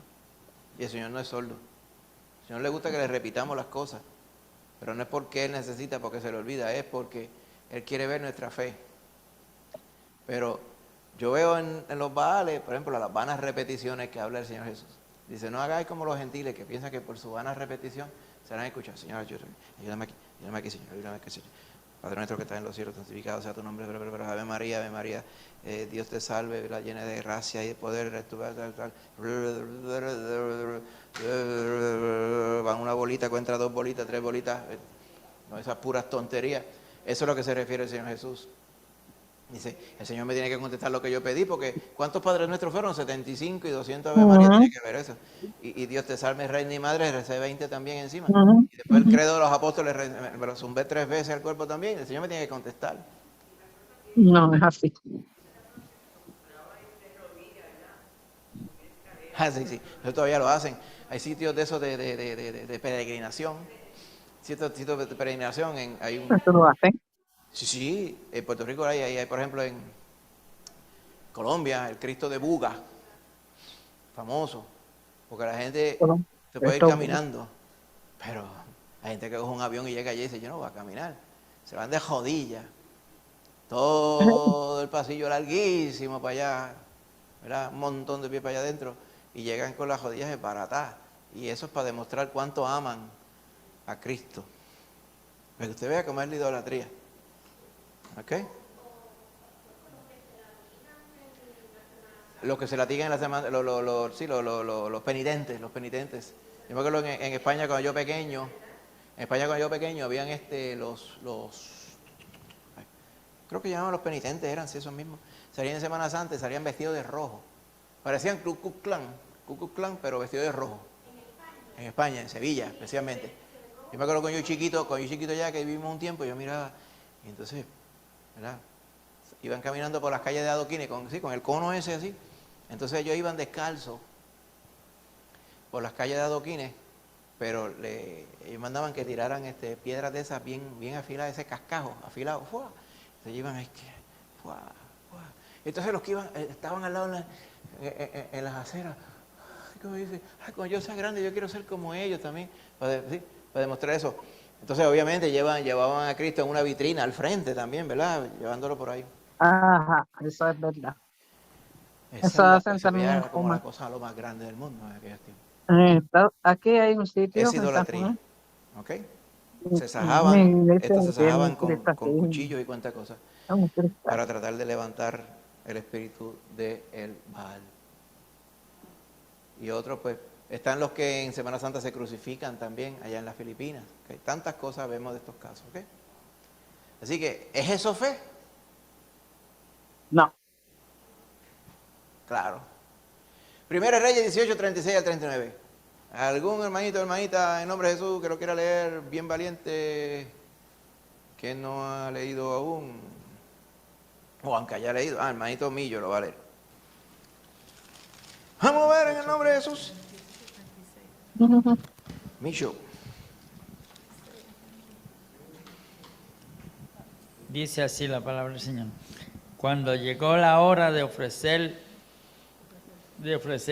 el holocausto, se acercó el profeta Elías y dijo: Jehová, Dios de Abraham, de Isaac y de Israel, sea hoy manifiesto que tú eres Dios en Israel, y que yo soy tu siervo, y que por mandato tuyo he hecho todas estas cosas. Respóndeme Jehová,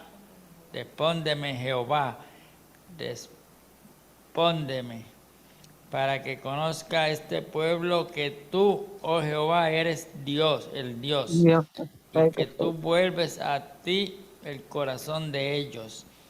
Ujú. Entonces cayó fuego de Jehová y consumió el holocausto, la leña, las piedras y el polvo, y aún lamió el agua que estaba en la zanja.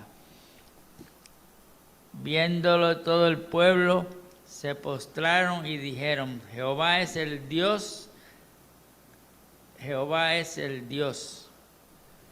Pues contrastando entonces, gracias, mi Millo, contrastando con la estampa que habíamos visto de los profetas de Baal, Elías, en lugar de ponerse a brincar y a saltar y a gritar, invocó a Jehová, Dios de Abraham, de Isaac y de Israel. Israel es Jacob. Sea hoy manifiesto que tú eres Dios en Israel y que yo soy tu siervo y que por mandato tuyo, ¿ok? He hecho todas estas cosas, ¿ves lo que habíamos dicho? El Señor nos mandó a hacer esto. Respóndeme, Jehová, respóndeme para que conozca este pueblo que tú, oh Jehová, eres el Dios y que tú vuelves a ti el corazón de ellos. Ya. Y dice que bajó fuego del cielo. ¿Te recuerda cuando los fariseos y los escribas le pedían señal al Señor Jesús? Dice, sí, ¿hasta cuándo? generación de víboras, ¿quién os enseñó a huir de la ira que vendrá? Esta generación perversa ¿cómo dice? Generación maligna y perversa demanda señal, pero la única señal que se le va a dar es la señal del profeta Jonás. Dicho sea de paso, esa señal del profeta Jonás no solamente implica que Jonás estuvo 3 días dentro del cuerpo de la ballena o del animal, es que Jonás se murió también. Y Dios lo volvió a la vida cuando llegó allá a la orilla. No sé si usted lo ve, en un momento dado estuvo consciente, pero él falleció, ¿verdad? Porque el paralelo sería completo de esa forma. El Señor Jesucristo lo sepultaron porque estaba muerto, pues este varón se sepultó en la barriga de la ballena y falleció. Pero Jehová lo volvió a la vida cuando el animal lo escupió, ¿verdad?, en la orilla. Eso es esa es la señal. Por eso es que le decía, esta es la señal del profeta Jonás, porque todo el mundo estaba convencido que Jonás había estado muerto y volvió a la vida cuando el pez, Jehová mandó que lo tirara en la orilla. Así mismo pasó con el Señor. Estuvo muerto, sepultado, y a los 3 días resucitó. Esa es la única señal que iba a dar. Sin embargo, al pueblo anterior, la señal que le dio en este caso fue que bajó el fuego del cielo. Ya hubiera querido la gente en el tiempo de Jesús que le diera diferentes señales. El Señor le había dado un montón de señales. Cuántas sanidades, la alimentación de las grandes multitudes y todas aquellas cosas. Levantando a los muertos y todo ello, la señal de Lázaro que vemos y todo ello. Señales de más estaba dando, pero ellos querían aún más señales. Las señales en realidad lo que vienen a evidenciar es el poder del verdadero Dios. Pero uno no ancla su fe en señales, ¿verdad? De hecho, uno no puede vivir dependiendo de que todos los días hayan manifestaciones del ambiente completo del Señor, ¿verdad? Como para probar que Dios es Dios. Pero Dios no funciona así. De hecho, por eso es que hubo una señal en esta ocasión. Y en muchas otras ocasiones el Señor queda como silente, ¿verdad? O casi imperceptible, porque es lo que quiere que nosotros le creamos, amén. Le creamos de corazón, no porque tenemos que verlo manifestado todo el tiempo. De hecho, eso es otro de los errores doctrinales de hoy día de muchas personas que piensan que es que uno tiene que sentir el poder de Dios. El poder de Dios en mí, yo lo veo cuando las cosas que yo hacía ya yo no las hago más. Amén. Y cuando yo quiero persistir en hacer la voluntad de Dios. Si usted fija, yo repito mucho esto, porque es que esto está donde quiera. Usted sale por la calle ahora, usted mira para allá. Yo estoy seguro, usted tiene una gran parte de su familia que están metidos en esa falsa doctrina, tan falsa como el asunto de estar pensando que uno se salva por obras. ¿Okay? Importante que nosotros vayamos a la Escritura. Pero hablando de caer mal, ¿recuerda? Siendo una nota discordante, esta es una de las ocasiones de caer mal, pero las cosas hay que decirlas. La realidad. Para que tengan, no quiere decir que ellos no creen en Cristo Jesús, esto que estoy hablando. Pero ¿de qué vale creer en Cristo Jesús y a la misma vez tener un error de doctrina que no permiten que el Espíritu Santo haga la obra completa en tu vida? ¿Okay? Que tienen una idea errónea de lo que es la santidad y de lo que es la manifestación del Espíritu de Dios. Cosas completamente erróneas. Pero volviendo aquí, bajó el fuego del cielo. Dice que ese fuego del cielo bajó de una forma tan contundente que quemó el buey. Pero la parte que no leímos dice que la diferencia entre los dos altares era que el altar de Baal estaba seco, con el buey encima. El altar de Jehová tenía el buey encima, la leña, pero Elías había mandado a ensoparlo de agua, y agua, y agua, y agua, como para que no quedara duda que si eso que estaba ensopado allí se prendía en fuego, era que Dios se manifestó. Cayó fuego de Jehová, consumió el holocausto, consumió la leña, las piedras del altar y hasta el polvo derritió. Y el agua que estaba en la zanja la evaporó.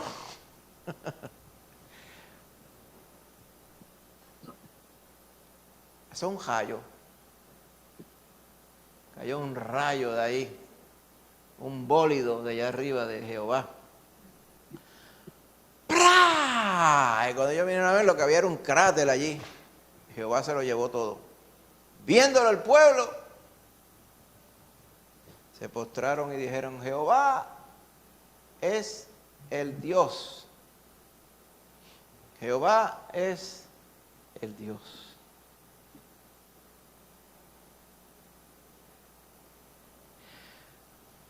¿Sabe lo que quiere decir Jehová es el Dios? Elías, es lo que quiere decir. Estaban hablando de Elías. Esa es la parte de esta escena que hay un paralelo en... Y no es casualidad, ¿verdad?, que el profeta que Dios utiliza se llama Jehová es mi Dios, Jehová es el Dios. Es el mismo exclamación que hacen aquí. Yo estoy seguro que ellos no se daban cuenta de eso. Pero en el hebreo que todos hablaban, estaban diciendo, Elías, Elías, ese es el Dios verdadero. No Elías, sino el nombre de Elías, que quería decir Jehová es el Dios. Ajá.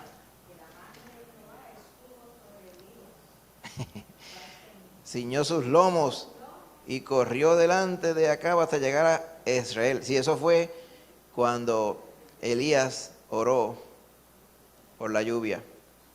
Había sequía y Elías oró por lluvia. Después, más adelante, la historia de Elías continúa. Elías oró se huyó al monte Oreb cuando Jezabel, la esposa de Acab, quería cobrarle esta hazaña a Elías. Y dijo, a este lo voy a matar yo por haber dado muerte a los profetas de Baal. Entonces él tuvo miedo. En el verso capítulo 19 nos describe cuando él huyó al monte Oreb. ¿Ok? El monte Oreb, muchas personas piensan que era el mismo monte allá bien abajo, en el desierto del Sinaí, donde Moisés vio la zarza ardiendo.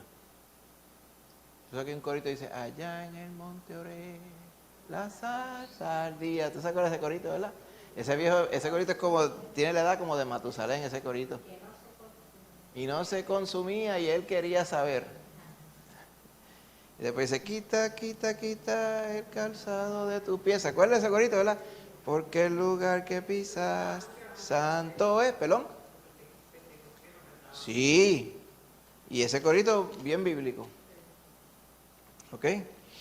Así que, si usted se da cuenta, las caminatas que daba Elías, al otro lado del río nació, fue a predicar a Jerusalén, después volvió al desierto, al arroyo, se secó el arroyo, Dios lo llevó arriba por allá botado, a Sarepta de Sidón, y después ahora, ¿verdad? Después fue al Carmelo, más al norte, ¿ok? Entonces después huyó al monte Oreb, por poco llega a Arabia el varón. O sea, las caminatas que daba este varón dentro de su ministerio era algo impresionante. Claro, y era solo. Nadie, no dice que él andaba con nadie ayudándole en nada. ¿Ok? Bien.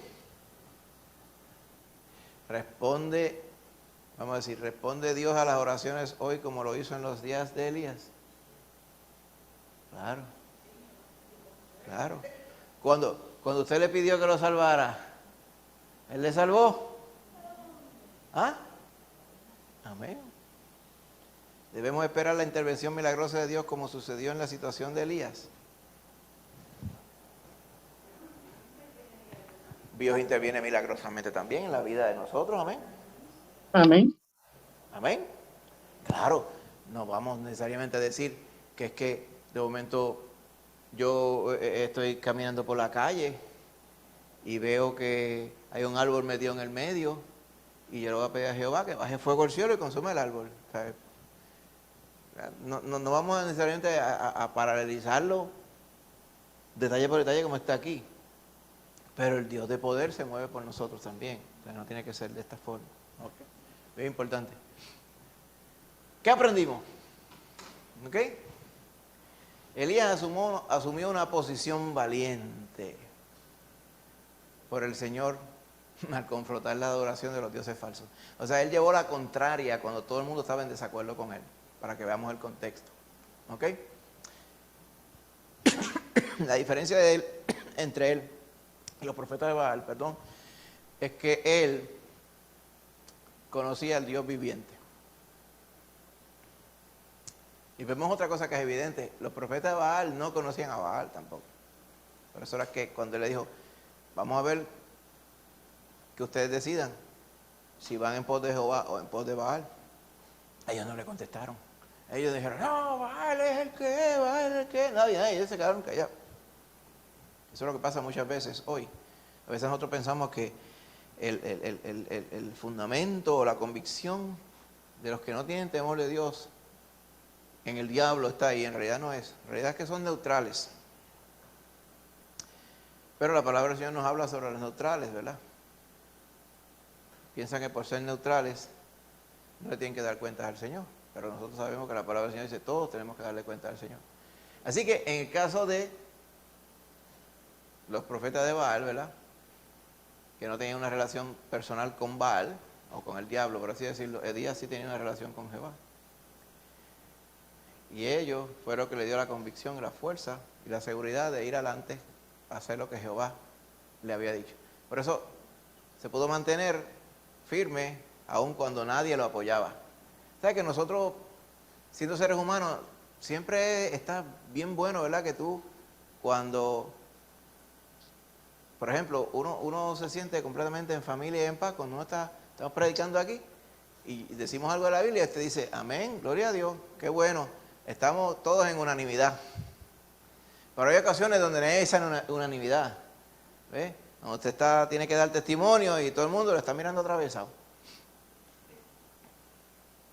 Yo recuerdo una ocasión así en un funeral en Añasco, 2008, eran católicos, apostólicos y romanos, y a mí me habían invitado, familiar, a predicar allí, en Añasco, el corazón de la idolatría de Puerto Rico. Y fui yo allí y Añasco, estaba yo sudando frío, me acuerdo, porque yo cuando fui allí de estaba idolatría. en aquella funeraria. Y entonces yo sabía que allí quizás uno que otros podía ser que fuera de Cristo, el resto eran del Cristo, pero el de vitrina, de eso. Ujú. Y entonces yo empecé a predicar y prediqué como por 20 minutos, pero era sudando frío y todo el mundo mirándome mal, pero le predicamos la palabra del Señor ese día. Qué difícil fue eso, porque no había, yo no encontré, ¿sabes? Veía algunas personas de mi familia, por ejemplo, estaba Lorian allá, había otro acá, yo sabía que eran de Cristo, y yo lo que hacía era que miraba para allá, porque si miraba para acá, especialmente de un lado para acá, a la derecha, al frente, ay, mi madre, y yo decía, pero como esta gente vive, gente viendo que la realidad de que uno se va a morir y le va a dar cuenta al Señor, y andan ellos metidos en su cultura y en su tradición de una forma acérrima, ¿verdad? Y así estaba todos estos líderes religiosos en el tiempo del Señor Jesús también, y habían cerrado su corazón, y al final hicimos un llamado para venir a Cristo también, obviamente no vino nadie, ¿verdad? Pero hicimos lo que tenemos que hacer en ese día allí. Amén, en nombre de Jesús. La mayoría de nosotros nunca seremos llamados a tomar una posición tan dramática como la que asumió Elías, o sea, estar así en esa posición, ¿verdad? Pero no así tan vistosa, pero como estábamos diciendo al principio, estamos llamados a tener una postura en el Señor. Y lo que usted tiene que estar consciente es que el Señor está con usted cuando usted está en esa postura, amén, para ayudarle y darle sabiduría, qué cosas decir, qué cosas hacer, qué cosas no hacer, qué cosas no decir. Y todo ello, ¿verdad? Y tenemos toda la oportunidad, no solamente la oportunidad de defender lo que nosotros creemos, tenemos la responsabilidad de defender la verdadera fe. Amén. Así que cuando tomamos posiciones valientes, ¿verdad? Como decimos en la última cita, podemos contar con la presencia del Señor y el aliento del Señor. Amén. Gloria a Dios. Amén. Ahí vamos, hermano, en el nombre de Jesús. Así que, ¿qué significaría? Veamos la última pregunta. ¿Qué significaría para ti seguir el ejemplo de Elías? Cuando dijimos, pues, ¿sabes qué buen ejemplo sería para que tú siguieras? El ejemplo de Elías. ¿A qué nos estamos refiriendo cuando decimos el ejemplo de Elías? Con él. Y era valiente. Amén. Así mismo es. Caminar siempre con el Señor sin apartarse ni de aquí ni de allá. Ujú. Así mismo. Sí. No buscar otros lares, cuando tenga 20 problemas. Está firme en él. No se puede una apartar de Así mismo tampoco. es. Que está Yo ahí pienso también solucionado. Ujú. que la historia que leímos aquí da la impresión de que,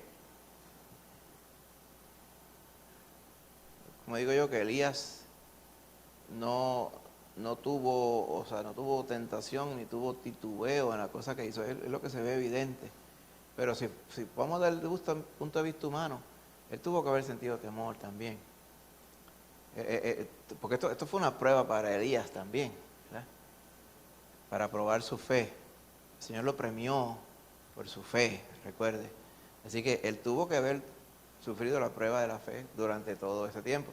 Nosotros, o sea, se lo digo porque cuando nosotros decimos, oye, ¿cómo vamos a hacer? Pues vamos a hacer como Elías, ¿verdad? Dirían.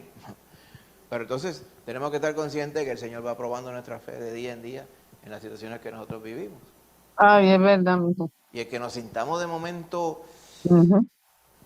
en cierta forma, que nuestra fe está siendo probada al punto de decir, ¿estará bien lo que yo voy a hacer? ¿Estará el Señor conmigo en esto acá? Esto no quiere decir que Él no esté. Esa es precisamente la prueba de la fe que tenemos que tener.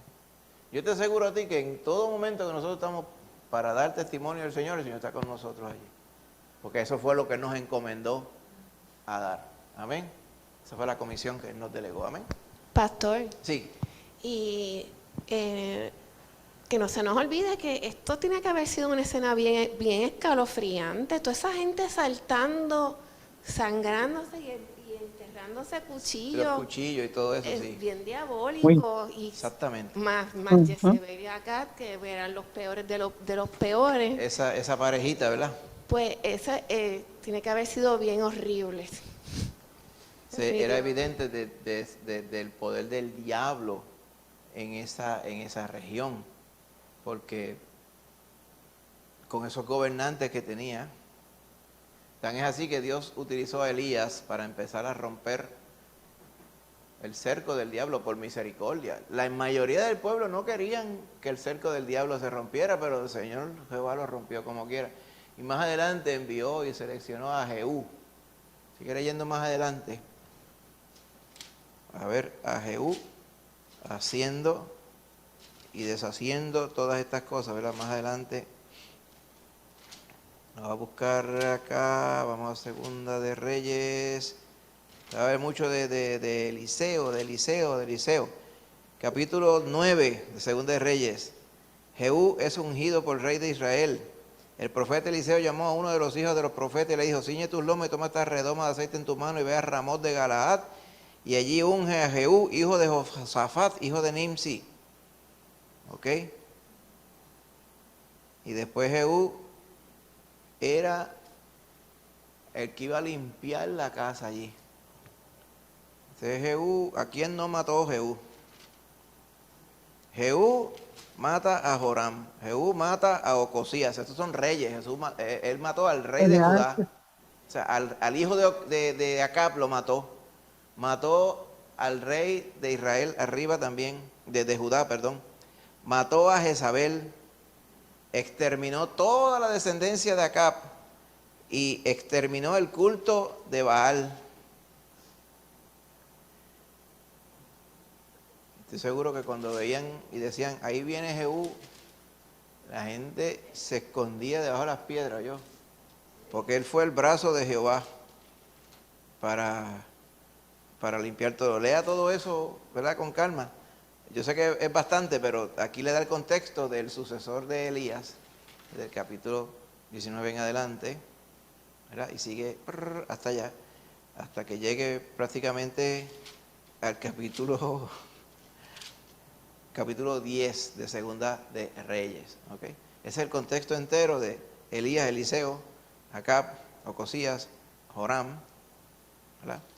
Una predicación una vez que preparamos sobre Jori y Tali, Joram y su esposa Atalía, que eran dos malvados también. Dijeron, mira, Jori y Tali, tal para cual. ¿Ok? Y por ahí vamos. Para que usted conozca más sobre Jori y Tali, está escrito aquí en la palabra del Señor. ¿Ok? Pues, hermanito, hasta aquí nos ha ayudado el Señor. Semana que viene, el hermanito Josué va a tener el estudio Jonás, el profeta renuente. ¿Qué es renuente? El profeta que no quería ser profeta. Yo no estoy de acuerdo con Jehová, voy a coger un barco y me voy para Tarsis. Así que vamos a hablar de Jonás. No tiene capítulo porque es el libro, vamos a considerar el libro entero, obviamente algunas porciones de ella. Así que prepárese, lea Jonás, que no le hizo caso a la palabra de Dios. Por eso al mar profundo la gente lo tiró. Y vino un pez muy grande y ¡jup! Se lo tragó. Se lo Y sacó. no le hizo caso a la palabra de Dios. Amén, hermanita.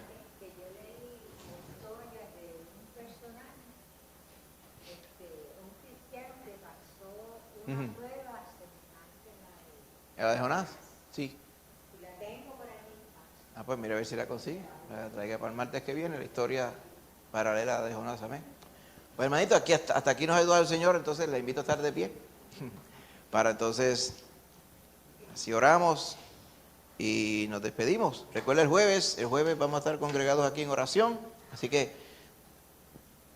no se lo pierda, venga para acá, en el nombre de Jesús. Amén. Vamos a orar.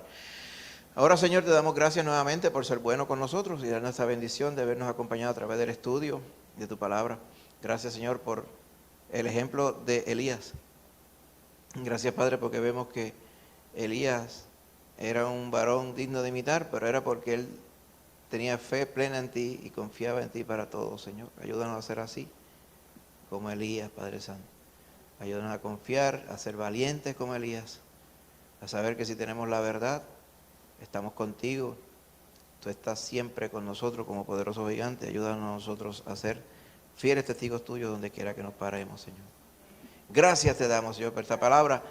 Ahora también, Padre, te pedimos que nos cuides bien en nuestra salida hacia nuestras casas y bendiga a los hermanos que se han conectado por Zoom. Algunos de ellos están enfermos, Señor, los presentamos delante de ti nuevamente. Sabemos que tú eres bueno. Permite, Señor, que entonces podamos congregarnos todo este jueves aquí en tu casa, Padre. Gracias te damos. Y todo lo pedimos en el nombre de Jesús. Amén.